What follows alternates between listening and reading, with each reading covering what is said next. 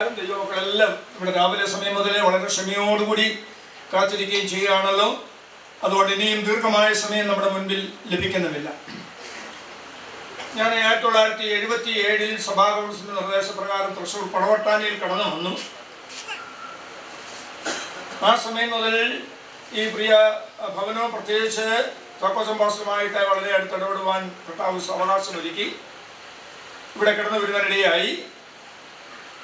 1979 pastor V K Abraham പാസ്റ്ററും ഈ ദൈവത്തിൻ്റെ പ്രിയ ബാബുബ്രദറിൻ്റെ പിതാവും വളരെ ഒന്നിച്ച് പ്രവർത്തിക്കുന്ന കാലഘട്ടം, ഒന്നിച്ച് അവർ മുൻപോട്ട് പോകുന്ന കാലഘട്ടം.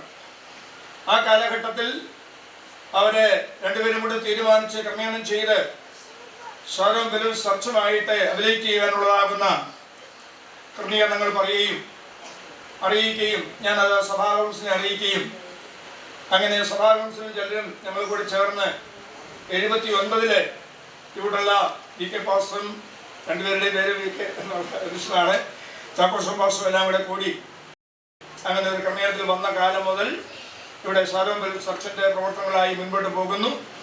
ആ നാളുകൾ മുതൽ പലപ്പോഴും സഹകരിപ്പാനും കഴിഞ്ഞിട്ടുണ്ട്. പ്രത്യേകിച്ച് ചാക്കോച്ചൻ പാസ്റ്റർ, പ്രിയ അമ്മാമ്മ അവരെ കർത്തൃസേനയിൽ ചേർക്കപ്പെട്ട സമയത്ത് എനിക്ക് ഇവിടെ കടന്നു വരുവാനും സംബന്ധിപ്പാനൊക്കെ കർത്താവ് സാവകാശങ്ങൾ ദാനം ചെയ്തിട്ടുണ്ട്. ഏറിയ വർഷങ്ങൾക്ക് മുൻപ് റാന്നിയിൽ നിന്ന് ഈ വി കെ എബ്രഹാം പാസ്റ്ററും ചാക്കോച്ചൻ പാസ്റ്ററും ഒക്കെ ഇവിടെ കടന്നു വന്നു. ഇന്ന് റാന്നിക്ക് പോകാൻ നമുക്ക് ചില മണിക്കൂറുകൾ മതി. പക്ഷേ എൻ്റെ അറിവ് ശരിയെങ്കിൽ അന്നൊക്കെ ഒരു ദിവസത്തെ യാത്ര അല്ലെങ്കിൽ മണിക്കൂറുകൾ 10, 15, 18 മണിക്കൂർ വേണം അന്ന് യാത്ര ചെയ്ത് വരുവാൻ. വാഹന ക്രമീകരണങ്ങൾ ആ വിധത്തിലില്ല. അന്ന് കാലടിയിൽ ഇങ്ങനെയുള്ള പാലമില്ല. കാലടിയിൽ ഇപ്പോൾ കാണുന്ന സഞ്ചരിക്കുന്ന പാലം അന്നില്ല, കടത്ത. പിന്നെ ഇവരെല്ലാം സാധാരണ എൻ്റെ അറിവ് ശരിയെങ്കിൽ എറണാകുളത്ത് വന്ന് ചങ്ങനാശ്ശേരി വന്ന് എറണാകുളത്തിന് ബോട്ട് കയറി ഇങ്ങനെയൊക്കെ വരുന്ന ഒരു കാലഘട്ടം ഉണ്ടായിരുന്നു തൃശ്ശൂരേക്ക് വരുന്നത്. ആ കാലഘട്ടങ്ങളിൽ കർത്താവിൻ്റെ വേലയ്ക്ക് വേണ്ടി സമർപ്പിച്ച് റാന്നിയിൽ നിന്ന് ഈ വടക്കൻ ഭാഗത്തേക്ക് കർത്തദാസന്മാരെ ദൈവം അയച്ചു. ഇന്ന് നമ്മുടെ സഭകളൊക്കെ മാന്യമായും ക്രമീകരണം അനുസരിച്ചും ദൈവദാസന്മാരും അതിൻ്റെ അനുസരിച്ചാണ് പോകുന്നത്. പക്ഷെ ആ കാലഘട്ടങ്ങൾ അങ്ങനെ ആയിരുന്നില്ല. വളരെ ത്യാഗത്തോടുകൂടി സുശേഷ വേലയ്ക്ക് വേണ്ടി വളരെ എല്ലാവിധത്തിലുള്ള ത്യാഗത്തോടുകൂടി ഈ പറഞ്ഞ കർത്തദാസന്മാർ, പ്രത്യേകിച്ച് പ്രിയ ചാക്കോച്ചൻ പാസ്റ്റർ കുടുംബം ആ കാലങ്ങളിൽ ദേശത്തേക്ക് വന്ന പലയിടങ്ങളിൽ പ്രവർത്തിച്ചു. പല കാര്യങ്ങൾ അന്നത്തെ കാലത്ത് എന്നോട് അദ്ദേഹം പറഞ്ഞൊക്കെ ചിലതെല്ലാം എൻ്റെ ഓർമ്മയിലുണ്ട്. വി കെ എബ്രഹാം പാസ്റ്ററും ചാക്കോച്ചൻ പാസ്റ്ററൊക്കെ പറഞ്ഞ കാര്യങ്ങൾ ഓർമ്മയിലുണ്ട്. എന്നാൽ അതെല്ലാം നമുക്കിപ്പോൾ വിവരിക്കാൻ സമയമില്ലല്ലോ.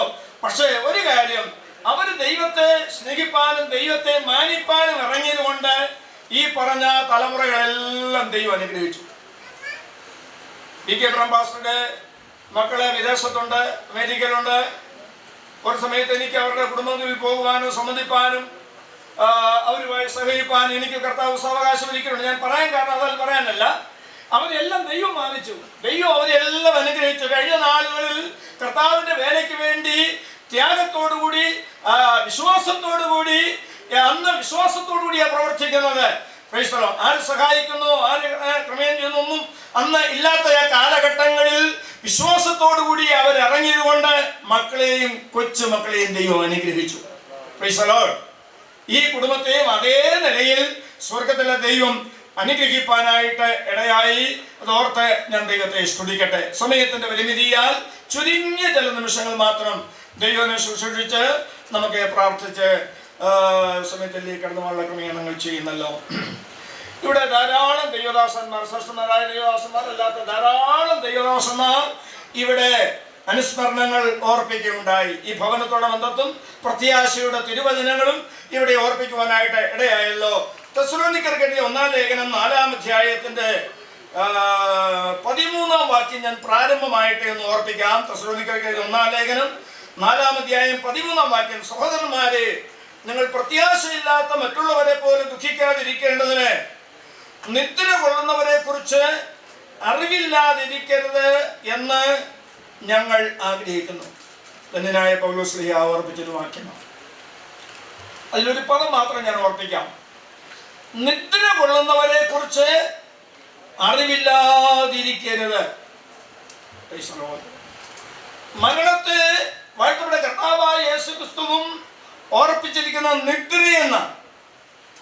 നാം പകൽ മുഴുവൻ അധ്വാനിച്ചതിന് ശേഷം വൈകിട്ട് വിശ്രമത്തിന് വേണ്ടി ചില മണിക്കൂറുകൾ നമ്മൾ നിദ്രയിലായിരിക്കും.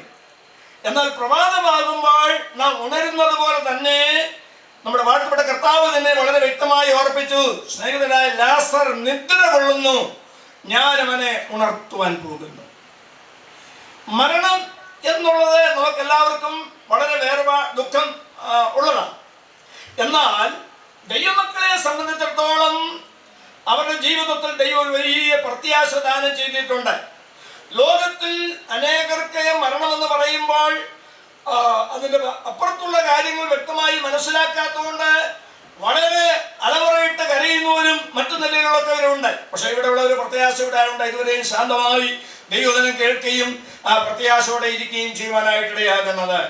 ഇവിടെ നമ്മുടെ ഇന്ത്യയിൽ മരണാനന്തര ജീവിതത്തെ കുറിച്ച് വളരെ വ്യത്യസ്തമായ രീതിയിൽ അനേകരെ പഠിപ്പിക്കുമ്പോൾ വിശുദ്ധ വേദപുസ്തകം വളരെ വ്യക്തമായ നിലയിൽ മരണാനന്തര ജീവിതത്തെ കുറിച്ച് പറഞ്ഞിട്ടുണ്ട്. എനിക്ക് വിശദീകരിക്കാൻ സമയമില്ല. എന്റെ മുൻപിൽ തന്നെയുമല്ല വിട്ടിരിക്കുന്ന ധാരാളം ദൈവമക്കളാണ്. ദൈവമക്കളല്ലാത്തവർ ആരെങ്കിലും ദൈവവചനം കേൾക്കുന്നെങ്കിൽ തിരുവചനം, ഈ വിശുദ്ധ ബൈബിൾ, ഇത് ലോകം പറയുന്ന പോലെ ക്രിസ്ത്യാനികൾക്ക് വേണ്ടിയുള്ളതല്ല. അവരെ ക്രിസ്തുവിനെ അംഗീകരിച്ചുകൊണ്ട് ക്രിസ്ത്യാനി എന്ന് പറയുകയോ മറ്റു കാര്യങ്ങളൊക്കെ ചെയ്യുന്നു. ഇത് ലോകത്തിലുള്ള മുഴുവൻ ആളുകൾക്ക് വേണ്ടി ലോക രക്ഷിതാവായ കർത്താവായ യേശു ക്രിസ്തുവിന്റെ യഥാർത്ഥമായ സ്നേഹത്തെ വെളിപ്പെടുത്തുക. ഏതെങ്കിലും ഒരു മതത്തിന് വേണ്ടിയല്ല യേശു ക്രിസ്തു ഈ ലോകത്തിലേക്ക് കടന്നു വന്നത്, മാനവജാതിയുടെ രക്ഷയ്ക്ക് വേണ്ടിയാണ്. മാനവജാതിയുടെ രക്ഷയ്ക്ക് വേണ്ടി യേശു ക്രിസ്തു ലോകത്തിൽ കടന്നു വന്നതുകൊണ്ട് യേശു ക്രിസ്തു വളരെ വ്യക്തമായി നമുക്ക് തന്നിരിക്കുന്ന തിരുവചനങ്ങളാണ്. മരണാനന്തര ജീവിതം വ്യത്യസ്ത രീതിയിൽ അനേകരെ പഠിപ്പിക്കുമ്പോൾ, കേരളത്തിൽ പഠിപ്പിക്കുമ്പോൾ, ഇന്ന് പകൽ ദൈവവചനത്തോടെ ഞാൻ ഓർപ്പിക്കട്ടെ, നിദ്ര കൊള്ളുന്നവരെ കുറിച്ച് നമുക്ക് അറിവുണ്ടാകണം. എന്താ അറിവ്? ഇവിടെ ദൈവദാസന്മാര് പലരും ആ വാക്യങ്ങളെല്ലാം ഓർപ്പിക്കുവാനായിട്ടിടയായി തീർന്നു. ഇവിടം കൊണ്ട് ജീവിതം അവസാനിക്കുകയല്ല, പിന്നെയോ നമ്മുടെ ജീവിതം കർത്താവ് നമുക്ക് വേണ്ടി ഒരു നിത്യത ഒരുക്കിയിട്ടുണ്ട്. ഇവിടുത്തെ ജീവിതം എന്ന് പറഞ്ഞിരിക്കുന്നത് ചുരുങ്ങിയ ചില കാലയളവ് മാത്രമേ ഉള്ളൂ. മനുഷ്യന്റെ ദൃഷ്ടിയിൽ ഒരു ദിവസം പൂർത്തീകരിച്ചവരില്ല വേദപുസ്തക വെളിച്ചത്തിൽ. ദൈവത്തിന്റെ ദൃഷ്ടിയിൽ ഒരു ദിവസം 1000 സംവത്സരം പോലെയും 1000 സംവത്സരം ഒരു ദിവസം പോലെ ഇരിക്കുന്നെന്ന് വേദപുസ്തകം നമ്മെ പഠിപ്പിക്കുമ്പോൾ, ദൈവത്തിന്റെ ഘടികാരത്തിൽ ഒരു ദിവസം പൂർത്തീകരിച്ചവരിൽ ലോകത്തിൽ ആരുമില്ല. അതേ ആയുസ് പിന്നാലെ 930-ഉം 950-ഉം പിന്നെ അത് പിന്നെയും കുറഞ്ഞ് മോശ അഹരോന്റെ മരണത്തിൽ നിന്ന് മോശ പാടുമ്പോൾ 70, ഏറെയായാൽ 80 എന്നുള്ള നിലയിലാണ് നമുക്ക് മനസ്സിലാക്കാൻ കഴിയുന്നത്. അതുകൂടാതെ ഒരു പക്ഷേ ചിലപ്പോൾ ചില ഗ്രേസ് പീരീഡുകളായി ഇവിടെ ചിലർക്കൊക്കെ ലഭിക്കാറുണ്ട്. 80, 85, 90, 95. അത് ദൈവവചന പ്രകാരം അവർക്ക് പിന്നെ കർത്താവ് പ്രത്യേകമായി കൊടുക്കുന്ന ഗ്രേസ് പീരീഡ് ആയിട്ട് നമുക്ക് മനസ്സിലാക്കാൻ കഴിയും.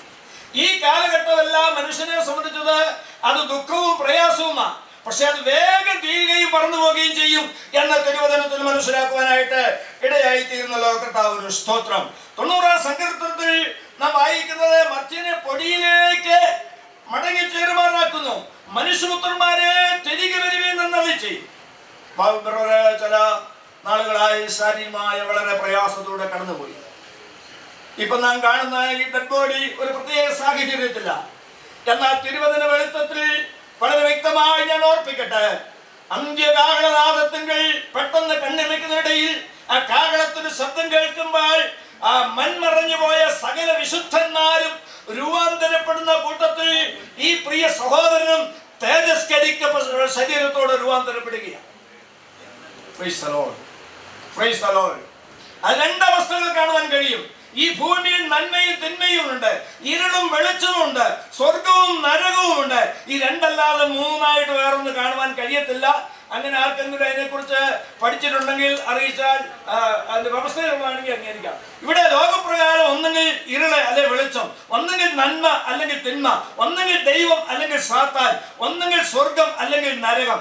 അങ്ങനെയെങ്കിൽ ഈ മൺമറഞ്ഞു പോയ ലോകത്തിലുള്ള മുഴുവൻ ആളെ കുറിച്ച് 2 ഗ്രൂപ്പായിട്ട് തിരിക്കാം. ഒന്ന് ദൈവത്തെ കൂടാതെ ജീവിക്കുന്നവർ, ദൈവത്തെ അറിയാതെ ജീവിക്കുന്നവർ. അതിനെ സംബന്ധിച്ച് ലൂക്കോസ് 16-ാം അധ്യായത്തിൽ വായിക്കുമ്പോൾ ധനവാനായ ഒരു മനുഷ്യനും അവന്റെ പടിപ്പുരയ്ക്കൽ ലാസർ, രണ്ട് വ്യക്തികളെ കുറിച്ച് പറയുന്നു. രണ്ട് വ്യക്തികളെ കുറിച്ച് നമുക്ക് മനസ്സിലാക്കാൻ കഴിയുന്നുണ്ട്. ഈ രണ്ടുപേരും ഒരേ സാഹചര്യത്തിൽ സാമ്പത്തികമായ കാര്യങ്ങൾക്കൊക്കെ വ്യത്യാസം ഉണ്ടായിരുന്നെങ്കിലും ലോകത്തിന്റെ സാഹചര്യം ഒരേ സാഹചര്യത്തിൽ ജീവിച്ചവരാ, വളർന്നവരാ. പക്ഷെ രണ്ടുപേരുടെയും മരണാനന്തരം രണ്ട് വഴിയാ കാണുന്നത്. എന്നെ കേൾക്കുന്ന പ്രിയമുള്ളവരെ, നിദ്ര കൊള്ളുന്നവരെ കുറിച്ച് വിശുദ്ധ വേദപുസ്തക പ്രകാരം നാം വളരെ വ്യക്തമായി കാര്യങ്ങൾ മനസ്സിലാക്കണം. അങ്ങനെ മനസ്സിലാക്കി ദൈവത്തെ ആരാധിക്കുന്ന ദൈവമക്കൾക്കായി ഞാൻ ദൈവത്തെ സ്തുതിക്കുന്നു. ഇത് ദുഃഖമാണെങ്കിലും പ്രത്യാശയുള്ള ദൈവമക്കളാണല്ലോ ഇവിടെ ഇരിക്കുന്നത്. അങ്ങനെ പ്രത്യാശകളെല്ലാം കരങ്ങൾ ഉയർത്തും ദൈവത്തെ സ്തുതിക്കാൻ പറ്റുമോ? നമ്മുടെ വീണ്ടെടുപ്പുകാരനാകുന്ന കർത്താവ്, നമ്മുടെ പ്രിയ പ്രാണപ്രിയനാകുന്ന കർത്താവ് താമസമില്ലാതെ കടന്നു വരുമ്പോൾ നമ്മെ സംബന്ധിച്ചിടത്തോളം ഹേ മരണമേ നിന്റെ ജയമെവിടെ, ഹേ മരണമേ നിന്റെ വിഷമമെവിടെ എന്ന് പറഞ്ഞ് നാം ദൈവസന്നിധിയിലേക്ക് കടന്നു ചെല്ലുവാനിടയാണ്. എന്നാൽ കർത്താവിനെ കൂടാതെ മൺമറഞ്ഞവരെ സംബന്ധിച്ച് അവരുടെ ആത്മാവ് എവിടെയാണെന്ന് വേദപുസ്തകം പറയുന്നുണ്ട്. അവർ യാതന സ്ഥലത്താണ്. ഇവിടെ കുറ്റവാളികൾ സെൻട്രൽ ജയിലിൽ കിടക്കുന്നത് പോലെ അതേ നിലയിലാണ്. എന്നാൽ കർത്താവിനെ സ്നേഹിച്ച് ലോകത്തു നിന്ന് മാറ്റപ്പെടുന്നവരെ അവർ നിദ്രയില്ല, അവർ ക്രിസ്തുവിൽ മറഞ്ഞിരിക്കുക. അങ്ങനെയുള്ള വിശുദ്ധന്മാർ, പ്രിയ ബാബു ബ്രദർ ക്രിസ്തുവിൽ കഴിഞ്ഞ ചൊവ്വാഴ്ച രാവിലെ തന്നെ ദൈവം തന്റെ പ്രിയമെച്ച ദൈവത്തിനെ വിളിച്ചല്ലോ. ആ നിമിഷം മുതൽ പ്രിയ ദൈവദാസൻ ക്രിസ്തുവിൽ മറഞ്ഞിരിക്കുക. അല്ലാത്തവരെ സംബന്ധിച്ച് വേദപുസ്തകം പറയുന്നു, ധനവാൻ യാതന സ്ഥലത്തേക്ക് പോയി. എനിക്ക് വിവരിക്കാൻ സമയമില്ലാത്തതുകൊണ്ട് ഞാൻ വിവരിക്കുന്നില്ല, വേദപുസ്തകം അറിയാവുന്നവരാ. യാതന സ്ഥലത്ത് അവര് മുൻപോട്ട് പോയി. ഇന്ന് പകൽ കർത്താവിന്റെ കാഹളം ധ്വനിക്കുകയാണെങ്കിൽ ആ കാഹളം ധ്വനിച്ച് മൺമറഞ്ഞു പോയവർ ആദ്യം ഉയർക്കുകയും പിന്നെ നാം ജീവനോടെ ശേഷിക്കുന്ന രൂപാന്തരപ്പെടുകയും ചെയ്യും. അത് കഴിഞ്ഞ് വീണ്ടും ദൈവത്തെ കൂടാതെ മൺമറഞ്ഞവരെ വെള്ളസിംഹാസനത്തിൽ കൊണ്ടുവരുവാൻ വേദപുസ്തകം വെളിപ്പാട് പുസ്തകം പറയുന്നത് പിന്നെ ഏതാണ്ട് ഒരു 1007 സംവത്സരം കഴിഞ്ഞ് അവരെ ദൈവം വെള്ളസിംഹാസനത്തിൽ കൊണ്ടുവരുള്ളൂ. കർത്താവ് വന്ന് കാഹളം ധ്വനിച്ചാൽ വിശുദ്ധന്മാർ സ്വർഗത്തിലേക്ക് പോവുകയും എതിർ ക്രിസ്തുവിന്റെ ഭരണം ഈ ഭൂമിയിലേക്ക് വരികയും 7 സംവത്സരം സ്വർഗത്തിൽ വെച്ച് ഞാനും നിങ്ങൾ ഈ ഭൂമിയിൽ ജീവിച്ചപ്പോൾ ഞാനും നിങ്ങളും കർത്താവിന് വേണ്ടി എന്തെല്ലാം ചെയ്തോ അതിന്റെ പ്രതിഫലങ്ങൾ കർത്താവ് നമുക്ക് തരും. കർത്തൃകാഹളം യുഗാന്ത്യകാലത്തിൽ ധ്വനിക്കുമ്പോൾ നിത്യമാം പ്രഭാത ശോഭിതത്തിനാൾ പാർത്തലേ രക്ഷപ്പെട്ടോരക്കരെ കൂടിയാകാശേ പേർ വിളിക്കുന്നേരം കാണുമെൻ പേരും. കർത്തൃകാഹളം യുഗാന്ത്യകാലത്തിൽ ധ്വനിക്കുമ്പോൾ നിത്യമാം പ്രഭാത ശോഭിതത്തിനാൾ പാർത്തലേ രക്ഷപ്പെട്ടോരക്കരെ കൂടിയാകാശേ പേർ വിളിക്കുന്നേരം കാണുമെൻ പേരും.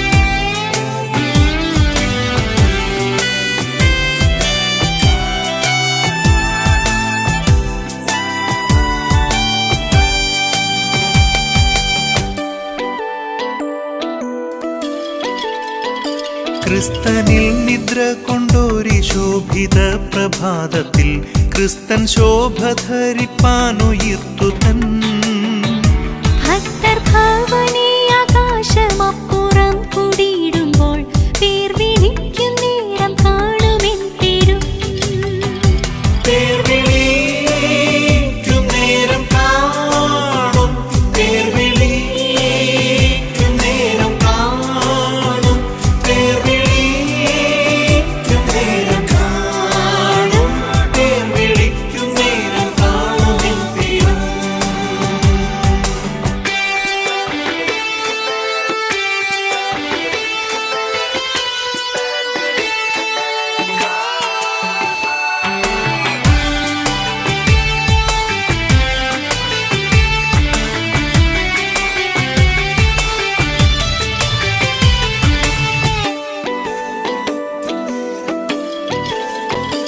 കർത്തൻ പേർക്കുരാപ്പകൽ അധ്വാനം ഞാൻ ചെയ്തിങ്ങനെ വാർത്ത ഞാൻ ചൊല്ലിയിടട്ടെ തൻ സ്നേഹത്തിൻ. പാർത്തലത്തിൽ എന്റെ വേല തീർത്തു ജീവിതാന്ത്യത്തിൽ പേർ വിളിക്കും നേരം കാണുമെൻ പേരും. പേർ വിളിക്കും നേരം കാണും, പേർ വിളിക്കും നേരം കാണും, പേർ വിളിക്കും നേരം കാണും, പേർ വിളിക്കും നേരം കാണുമെൻ പേരും. കർത്തൃകാഹളം യുഗാന്ത്യകാലത്തിൽ ധ്വനിക്കുമ്പോൾ നിത്യമാം പ്രഭാതശോഭിതത്തിനാൾ ആർത്തമേ രക്ഷപ്പെട്ടോരക്കരെ കൂടിയാകാശേ പേർ വിളിക്കും നേരം കാണുമെൻ പേരും. ദുഃഖവും മുറവിളിയും കെട്ടതയും ഇനി ഉണ്ടാകുകയില്ല. ഒന്നാമത്തേത് കഴിഞ്ഞു പോയി. സിംഹാസനത്തിൽ ഇരിക്കുന്നവൻ ഇതാ ഞാൻ സകലം പുതുതാക്കുന്നു എന്നരുളി ചെയ്തു. എഴുതുക, ഈ വചനം വിശ്വാസയോഗ്യവും സത്യമാകുന്നു എന്നും അവൻ കൽപ്പിച്ചു. സഹോദരന്മാരെ, നിങ്ങൾ പ്രത്യാശയില്ലാത്ത മറ്റുള്ളവരെ പോലെ ദുഃഖിക്കാതിരിക്കേണ്ടതിന് നെതിരോടുന്നവരെ കുറിച്ച് അറിയില്ലാതിരിക്കരുതെന്ന് ഞങ്ങൾ ആഗ്രഹിക്കുന്നു. യേശു മരിക്കുകയും ജീവിച്ചെഴുന്നേൽക്കുകയും ചെയ്തുവെന്ന് നാം വിശ്വസിക്കുന്നുവെങ്കിൽ അങ്ങനെ ദൈവം നെതിരോടവരെയും യേശു മുഖാന്തരം അവനോടുകൂടെ വരുത്തും. കർത്താവിന്റെ പ്രതിഷ്ഠത വരെ ജീവനോട് ശേഷിക്കുന്നവരായ നാം നെതിരോണ്ടവർക്ക് മുൻപാകെയില്ല എന്ന് ഞങ്ങൾ കർത്താവിന്റെ വചനത്താൽ നിങ്ങളോട് പറയുന്നു. കർത്താവ് താൻ ഗംഭീരനാഥത്തോടും പ്രധാനതയുടെ ശബ്ദത്തോടും ദൈവത്തിന്റെ കാവളത്തോടും കൂടെ സ്വർഗത്തിൽ നിന്ന് ഇറങ്ങി വരികയും ക്രിസ്തുവിൽ മരിച്ചവർ മുൻപേ ഉയർത്തെഴുകയും ചെയ്യും. പിന്നെ ജീവനോട് ശേഷിക്കുന്ന നാം അവരോട് ഒരുമിച്ച് ആകാശത്തിൽ കർത്താവിനെ എതിരേൽപ്പാൻ മേഘങ്ങളിൽ എടുക്കപ്പെടും.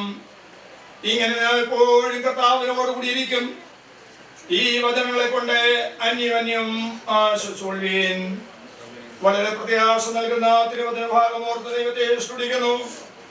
ദൈവവചന പ്രകാരം നമ്മുടെ ജീവിതത്തിൽ വരുന്ന ദിവസങ്ങളിലും നമ്മുടെ കർത്താവിന്റെ വരവിനെയും വളരെ പ്രത്യാശയോടെയും മരുഭൂമിയാത്രയും നമുക്ക് അയപ്പാൻ ഇങ്ങനെ എപ്പോഴും കർത്താവിനോട് കൂടി ഇരിക്കും. ഈ വചനങ്ങളെ കൊണ്ട് അന്യോന്യം നമുക്ക് ആശ്വാസം പ്രാപിച്ചു വരുന്ന ദിവസങ്ങളിലും കർത്തൃവേലയിൽ വർദ്ധിച്ചു വരുവാൻ കർത്താവിനെ സ്നേഹിപ്പാൻ ദൈവമാവുന്ന കർത്താവ് നമ്മെ സഹായിക്കുമാറാകട്ടെ. ഇപ്പോൾ പ്രാർത്ഥിക്കും. നമുക്ക് എല്ലാവർക്കും അല്പസമയം സ്തോത്രം ചെയ്യാം. സ്തോത്രം, സ്തോത്രം, സ്തോത്രം, സ്തോത്രം. സ്നേഹമേറിയ ദൈവമേ, സ്വർഗസ്ഥനായ കർത്താവേ, നന്ദി നിറഞ്ഞ ഹൃദയത്തോട് ഞങ്ങൾ അങ്ങേ സ്തുതിക്കുന്നു, സ്തോത്രം ചെയ്യുന്നു. പ്രിയപ്പെട്ട നിന്റെ മകന് ഓട്ടം തികച്ച് ദൈവസന്നിധിയിൽ ചേർക്കപ്പെടുവാൻ കർത്താവ് സഹായിച്ചല്ലോ. പ്രിയ നിന്റെ ദാസിക്കായി, പ്രിയ കുഞ്ഞുങ്ങൾക്കായി, അവരുടെ കുടുംബങ്ങൾക്കായി ഞങ്ങൾ പ്രാർത്ഥിക്കുന്നു. തന്റെ സഹോദരന്മാര്, സഹോദരിമാര് എല്ലാവരെയും കുടുംബങ്ങളായി ഓർത്ത് പ്രാർത്ഥിക്കുന്നു. ദൈവസഭയെ ഓർത്ത് ഞങ്ങൾ പ്രാർത്ഥിക്കുന്നു. പ്രിയപ്പെട്ടവനും ഉയർത്തെഴുന്നേറ്റ് വരുമെന്നുള്ള പ്രത്യാശയോട് ഞങ്ങൾക്ക് ഡെഡ് ബോഡി സംസ്കരിക്കുവാൻ സഹായിക്കണമെന്ന് പ്രാർത്ഥിക്കുന്നു. കർത്താവേ, എത്രയും വിശുദ്ധ ജീവനം ചെയ്യുവാൻ സഹായിക്കും. ശുശ്രൂഷകൾക്കായി ഭൃത്യന്മാരെ ബലപ്പെടുത്തിയതേക്കായി സ്തോത്രം. എല്ലാ മഹത്വവും കർപ്പിക്കുന്നു. ഞങ്ങളുടെ കർത്താവിന്റെ വരവെടുത്തിരിക്കുക. ഉണർന്ന് ഒരുങ്ങി വിശുദ്ധിയോടെ അങ്ങേ കാത്തിരിപ്പാൻ സഹായിക്കണം. മഹത്വം അങ്ങ് കർപ്പിക്കുന്നു. യേശു കർത്താവിൻ നാമത്തിൽ ഞങ്ങളുടെ അപേക്ഷ കേൾക്കണമേ. നമ്മുടെ കർത്താവായ യേശു ക്രിസ്തുവിന്റെ കൃപയും പിതാവായ ദൈവത്തിന്റെ സ്നേഹവും മറുകരയിൽ നാം കണ്ടിടും മറുവിലയായി തന്നവനെ സ്വർണ്ണത്തെരുവിൽ വീണ്ടും കാണും പ്രിയരെയാ ദിനത്തിൽ. മറുകരയിൽ നാം കണ്ടിടും മറുവിലയായി തന്നവനെ സ്വർണ്ണത്തെരുവിൽ വീണ്ടും കാണും പ്രിയരെയാ ദിനത്തിൽ.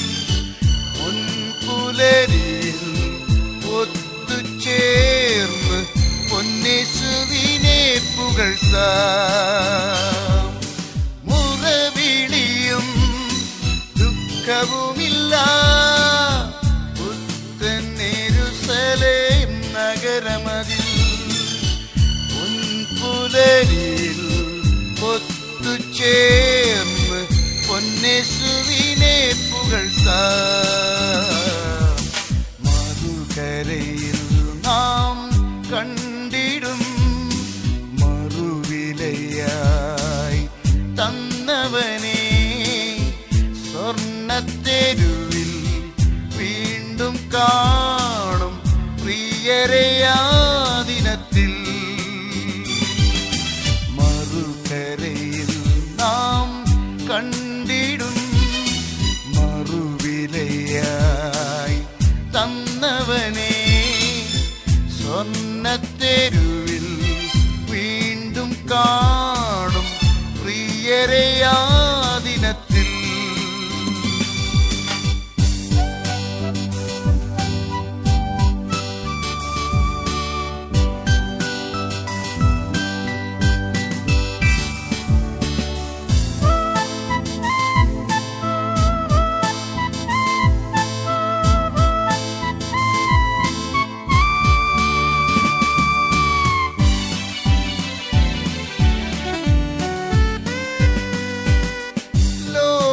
കഷ്ടങ്ങൾ ഉണ്ടെങ്കിലും ധൈര്യപ്പെടുവീനെന്നുരച്ചോ ആത്മനിറവിൻ സാന്നിധ്യത്തിൽ നടത്തിടും. സമയമാം രഥത്തിൽ ഞാൻ സ്വർഗയാത്ര ചെയ്യുന്നു. എൻ സ്വദേശം കാൺമതിനായി ഞാൻ തനിയെ പോകുന്നു. സമയമാം രഥത്തിൽ ഞാൻ സ്വർഗയാത്ര ചെയ്യുന്നു. എൻ സ്വദേശം കാൺമതിനായി ഞാൻ തനിയെ പോകുന്നു.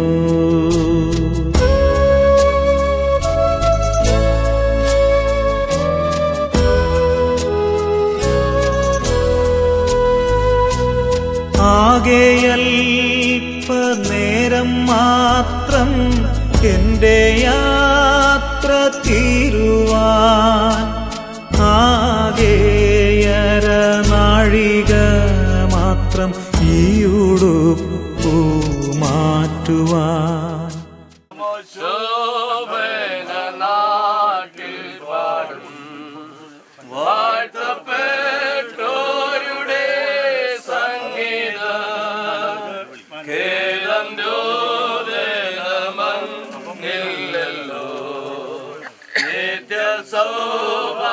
സൗഭാഗ്യമാൻ മക്കൾക്ക് വേഗം നാം ചേർന്നിടും ഭംഗിയേറിയ ആ തീരത്ത്. വേഗം നാം ചേർന്നിടും ഭംഗിയേറിയ ആ തീരത്ത്. ഈ ഭൂതലത്തിൽ പാർക്കുവാൻ കഴിഞ്ഞ ചൊവ്വാഴ്ച വരെ കർത്താവ് അവസരം കൊടുത്തു. കർത്താവെ, തക്ക സമയത്ത് നിന്നെ സ്നേഹിച്ചേർത്ത വൻകൃപയ്ക്കായി സ്തോത്രം. ജീവിച്ചിരുന്ന കാലഘട്ടത്തിൽ കർത്താവിനെ അറിയുവാൻ, കൽപ്പന പ്രമാണിക്കുവാൻ, വിശുദ്ധ ജീവിതം ചെയ്യുവാൻ, കർത്താവിൽ മരിക്കുവാൻ കൃപ കൊടുത്തതിനായി സ്തോത്രം. അവിടുത്തെ വിശ്വസ്തയ്ക്കും ദൈവമായി ഞങ്ങൾ സ്തുതിക്കുന്നു. ഭവനത്തിൽ നടന്ന ശുശ്രൂഷകളിൽ തിരുസാന്നിധ്യം കൂടെയിരുന്നു. ദൈവദാസന്മാരും കൂടെ ദൈവത്തിന് ഓർപ്പിച്ചതിനായി സ്തോത്രം. ഒടുവിലത്തെ യാത്രയപ്പിനായി ശുശ്രൂഷിക്കാൻ അടുത്ത് വന്നിരിക്കുന്നു. തിരുസാന്നിധ്യം കൂടെ ഇരിക്കണമേ. നിന്റെ ദാസന്മാരെ ശുശ്രൂഷിപ്പാൻ ബലം പകർന്ന് സഹായിക്കണം.